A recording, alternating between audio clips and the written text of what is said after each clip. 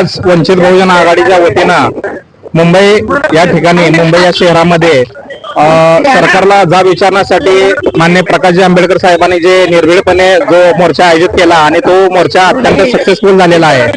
या देशामध्ये जर सरकारला जर कोण प्रश्न विचारत असेल निर्भीडपणे ते माननीय प्रकाशजी आंबेडकर एकमेव नेते आहेत। बाकी सगळेजण घाबरून आपापल्या घरी बसलेले आहेत।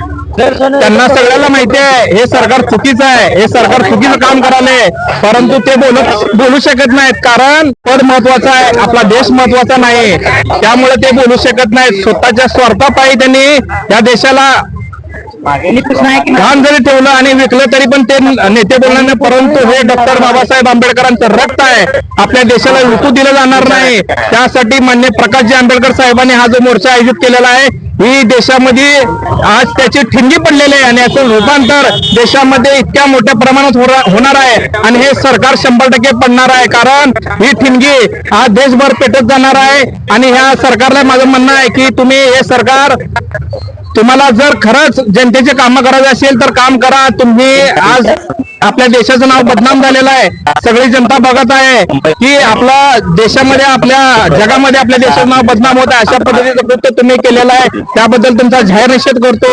आणि मान्य या ठिकाणी प्रकाशजी आंबेडकर साहेबांचं तुम्ही खरं महाराष्ट्राचा वाघ आहेत, तुम्ही डॉक्टर बाबासाहेब आंबेडकरांची खरी औलाद आहे आणि त्यामुळे तुम्ही कुणालाही घाबरणार नाही, कारण महाराष्ट्रातला नाही देशातला संपूर्ण आंबेडकरी समाज तुमच्या पाठीशी आहे। मोर्चा आयोजित केल्याबद्दल त्यांचा मनापासून आभार। जय भीम जय भारत।